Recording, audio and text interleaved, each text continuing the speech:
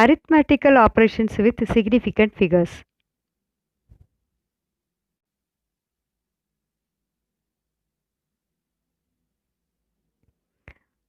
Addition and subtraction. In addition and subtraction, the final result should retain as many decimal places as there are in the number with the smallest number of decimal places.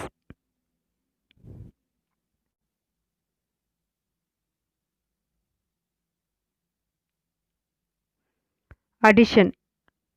Example கொடுத்திருக்கேன் பாருமா.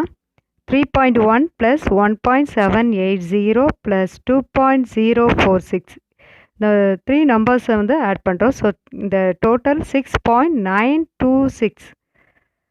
So here the least number of significant digit after the decimal is 1. 1 decimal pointல நம்ம answer பண்ண சொல்லியிருக்காங்க. So நான் என்ன பண்ணுறேன், 6.9 9க்கு அப்புறம் இருக்கக்கூடிய 2ங்கிற வேல்யூ வந்து 5ஓட கம்மியாக இருக்குது. ஸோ அதனால் நான் 1 டெசிமல் பாயிண்டில் என்ன செஞ்சுருக்கேன், ஆன்சர் பண்ணியிருக்கேன். Hence the result will be 6.9.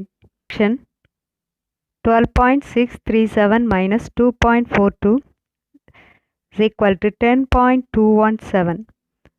So இங்கே 7 வந்து the last number 7 வந்து 5க்கு மேலே இருக்குது. So the answer 10.22. இந்த 1ஓட நம்ம ஒரு 1ங்கிற நம்பரை இன்க்ரீஸ் பண்ணுறோம். So here the least number of significant digit after the decimal is 2. Hence the result will be 10.22. Multiplication and division.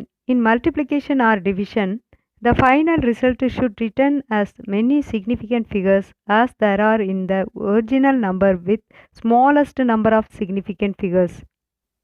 Multiplication. 1.21 into 36.72 is equal to 44.4312 is equal to 44.4. Here the least number of significant digits in the measured value is 3. Hence the result when rounded off to 3 significant digits is 44.4. So இங்கே வந்து 3 significant figures digitsல தான் answer நம்ம வந்து கேட்டிருக்கு. So அதனால் 44.4ன்னு நம்ம answer display பண்ணியிருக்கோம். Division. 36.72 divided 1.2 is equal to 30.6. That is equal to 31. Here the least number of significant digits in the measured value is 2. Hence the result when rounded off to significant digit becomes 31. The dimensions of physical quantities are the powers to which the unit of base quantities are raised to represent a derived unit of the quantity. For example, velocity is equal to displacement by time. So displacement is equal to capital L by time is capital T. That is equal to m0 L t power minus 1. Hence the dimension of velocity are 0 in mass, 1 in length and minus 1 in time. Dimension of physical quantity. So next one, dimension of physical quantity அப்படின்னு எடுத்துக்கிட்டா, இந்த display ஆகிருக்கக்கூடிய இந்த பாக்ஸில் bracket வந்து box square ப்ராக்கெட்டாக இருக்கணும். Next one, அதில் நம்ம எழுதக்கூடிய அந்த எம்எல்டிஏ இந்த மாதிரி லெட்டர்ஸ் எல்லாமே எப்படி இருக்கணும்னா கேபிட்டல் லெட்டர்ஸாக இருக்கும். ஸோ அது மேலே அந்த லெட்டர்ஸுடைய பவர்ஸ் பார்த்திங்கன்னா வேல்யூபிள் -1 -2 அந்த மாதிரி மைனஸ் வேல்யூவாகவும் இருக்கலாம், இல்லைனா 4 2ன்னு சொல்லி இந்த பாசிட்டிவ் வேல்யூஸாகவும் இருக்கலாம். ஸோ அந்த பவர்ஸ் நமக்கு மேலே டிஸ்பிளே ஆகிருக்கும். ஸோ இந்த மாதிரியெல்லாம் ஐடென்டிஃபையை வச்சு அந்த நம்ம இதை வச்சு நம்ம என்ன செய்கிறோம், டைமென்ஷனல் அனாலிசிஸ் மெத்தடில் இந்த ஃபார்முலா நமக்கு கொடுத்துருக்காங்க. அப்படிங்கிறத நம்ம இந்த ஸ்கொயர் ப்ராக்கெட்டுக்குள்ளே எழுதினாலே இதை ஒரு டைமென்ஷனல் ஃபார்முலா அப்படி சொல்லி நம்ம என்ன செஞ்சுக்கலாம், ஐடென்டிஃபை பண்ணிக்கலாம். ஸோ இதைத்தான் நம்ம என்ன சொல்கிறோம்னா டைமென்ஷன்ஸ் ஆஃப் ஃபிசிக்கல் குவான்டிட்டிஸ் அப்படின்னு சொல்லி நம்ம சொல்கிறோம். Next one, the dimension of physical quantities வந்து 7 fundamental or base quantities are there. These base quantities are known as dimensions of the physical world, denoted with square bracket. So இந்த டேபிளில் வரக்கூடிய எல்லா dimensional ஃபார்முலாவையும் நீங்கள் என்ன செஞ்சுக்கோங்கம்மா, தரவாக படிச்சுட்டு உங்கள் நோட்டில் நீங்கள் ஃபிசிக்ஸ் நோட்டில் இதை எழுதி பார்த்துருங்க. கட்டாயமாக இதை எழுதியிருக்கணும். ஸோ இதுக்குள்ளேருந்து ஒரு ஒன் வேர்டு வந்து கண்டிப்பாக கேட்டுகிட்டே இருப்பாங்க. உங்களுடைய புக்கில்மா 1.11 இருக்கக்கூடிய அந்த டேபிளில் டைமென்ஷனல் ஃபார்முலாவை நம்ம எப்படி எழுதி பார்க்கலாம் அப்படிங்கிறது லாஸ்ட் ஒன் நான் ஒர்க் அவுட் பண்ணி காமிச்சிருக்கிறேன். அதை பாருங்கம்மா. கீழே வந்து பவர் இல்லைன்னா அந்த இல்லாத பவருக்கு எம்ங்கிறது இல்லைன்னா M0ன்னு எழுதியிருப்போம். கீழே வரக்கூடிய அந்த யூனிட்ஸ் மேலே போகும்போது பவரில் மைனஸ் வரும். சரியா? அவ்வளோதான்.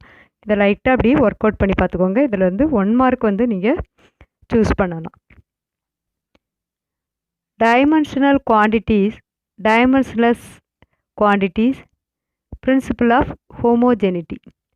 Dimensional variables, physical quantities which possess dimensions and have variable values are called dimensional variables.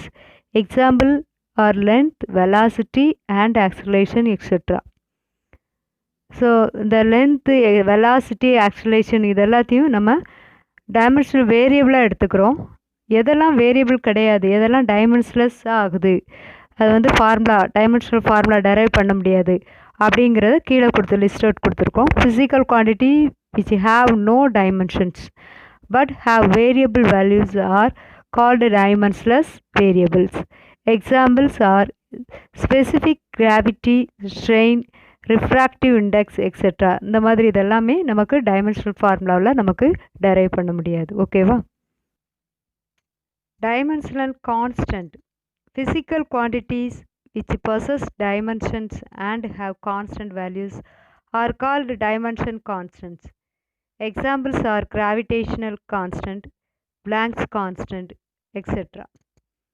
So இதில் பார்த்தீங்கன்னா Planck's constant, gravitational constant அப்படின்னு சொல்லி சில கான்ஸ்டன்ட் அப்படிங்கிற மாதிரி வேல்யூஸ்லாம் வரும். ஸோ அந்த கான்ஸ்டண்ட்டுக்கு கண்டிப்பாக நமக்கு டைமென்ஷனல் ஃபார்முலா நம்மளால் என்ன செய்ய முடியும், கொடுக்க முடியும். Next one, dimensionless constant. Dimensionless constant. Quantities which have constant values and also have no dimensions are called dimensionless constant. Examples are pi, e, numbers, etc. So இந்த மாதிரி நம்பர்ஸ் மாதிரி பை, இ இந்த மாதிரி லெட்டர்ஸும் வந்துச்சுன்னா நம்மளால் என்ன செய்ய முடியாது, டைமென்ஷனல் ஃபார்முலா உள்ள கொடுக்க முடியாது. Application and limitations of the method of dimensional analysis. This method is used to convert a physical quantity from one system of units to another. Second one, check the dimensional correctness of a given physical equation. Third one, establish relations among various physical quantities. அதாவது இந்த dimensional formula நமக்கு எதுக்கு வந்து use ஆகுது அப்படின்னா, physical quantity ஒரு யூனிட்லேருந்து ஒரு சிஸ்டத்துலேருந்து இன்னொரு சிஸ்டத்துக்கு, அதாவது சிஜிஎஸ் சிஸ்டத்துலேருந்து எஸ்ஐ சிஸ்டத்துக்கு நம்ம என்ன செஞ்சுக்கலாம், இதை கன்வெர்ட் பண்ணிக்கலாம்.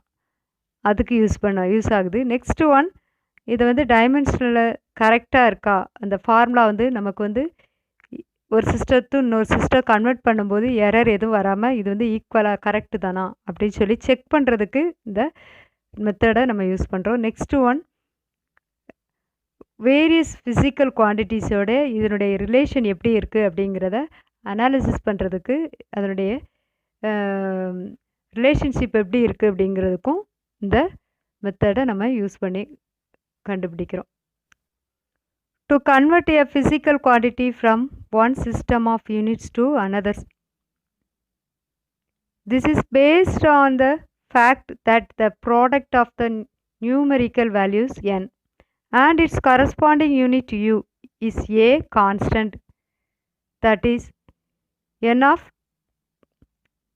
square bracket u is equal to constant, or n1 square bracket u1 is equal to n2 square bracket u2. அதாவது ஒரு ஃபிசிக்கல் குவான்டிட்டி நமக்கு ஒரு சிஸ்டம் யூனிட்லேருந்து இன்னொரு சிஸ்டம் யூனிட்டுக்கு நம்ம கன்வெர்ட் பண்ணுறோம். ஃபார் எக்ஸாம்பிள் சிஜிஎஸ் அப்படிங்கக்கூடிய ஒரு யூனிட்டை எஸ்ஐ யூனிட்டாக நம்ம கன்வெர்ட் பண்ணணும் அப்படின்னா, கொடுத்துருக்கக்கூடிய சிஜிஎஸ்ஸை நம்ம என்ன எடுத்துக்கிறோம், கொடுத்துருக்கக்கூடிய அந்த வேல்யூஸை n1 ப்ராக்கெட்டுக்குள்ளே u1 எல்லாமே 1 1 அப்படின்னு சொல்லி அந்த கேபிட்டல் லெட்டர்ஸில் உள்ள எழுதுகிறோம். அதில் உள்ள இந்த பவர்ஸை வந்து அந்த லெட்டரை 1 1ன்னு நம்ம கொடுத்துருக்கதை 1 1 எடுத்துக்கணும். நம்ம எதை கன்வெர்ட் பண்ண போகிறோமோ அதை 2 2ன்னு சொல்லி நம்ம கொடுக்கணும். ஸோ அதை கொடுக்கக்கூடியது எல்லாமே ஸ்கொயர் ப்ராக்கெட்டில் இருக்கணும். இது வந்து ஒரு எக்ஸாம்பிளாக தான் இருக்குது.